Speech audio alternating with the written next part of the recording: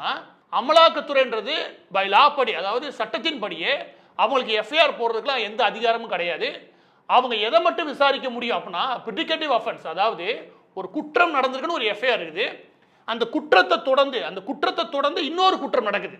அந்த குற்றத்தை இல்லையா, அது மணி லாண்டரிங் சம்பந்தப்பட்ட இல்லாட்டி நாட்டின் பாதுகாப்பு சம்பந்தப்பட்ட விஷயம் வச்சுக்கோங்க, அதுல தான் அவங்களால வர முடியும். எனவே அமலாக்கத்துறைக்கு நேரடி அந்த பவர் கிடையாது. எனவே ஒரு எஃப்ஐஆர் இருந்தால் தான் அடுத்த கட்ட விசாரணையை அவங்களால பண்ண முடியும். இந்த வழக்கை பொறுத்த வரைக்கும் அவங்களுக்கு எவிடன்ஸ் கிடைச்சிருக்கு, எனவே விசாரிக்கணும். எவிடன்ஸ் கிடைச்சா அதை கொடுத்துடும் காவல்துறையிட்ட. நீங்க எஃப்ஐஆர் போடுங்க. நீங்க எஃப்ஐஆர் போட்டதுக்கு அப்புறம் நாங்க எங்களோட விசாரணை ஆரம்பிக்கிறோம். ஏன்னா எஃப்ஐஆர் இல்லாம அமலாக்கத்துறையால விசாரணையை எடுக்க முடியாது. எனவே தான் அவங்க எஃப்ஐஆர் ஃபைல் பண்ணுங்கன்றாங்க. அதுக்கு ஆதாரமும் கொடுக்குறாங்க. அதுக்கு ஹைகோர்ட் வரைக்கும் போயிட்டாங்க. ஹைகோர்ட்டும் எஃப்ஐஆர் ஃபைல் பண்ண சொல்லிடுச்சு. ஆனா ஃபைல் பண்ணல. இப்போ என்ன தெளிவுபடுத்தணும்னு நினைக்கிறேன். இப்போ இந்த இடத்துல பார்ட்டி ஃபண்டுன்னு சொல்லியிருக்கா, பார்ட்டி ஃபண்டுன்ற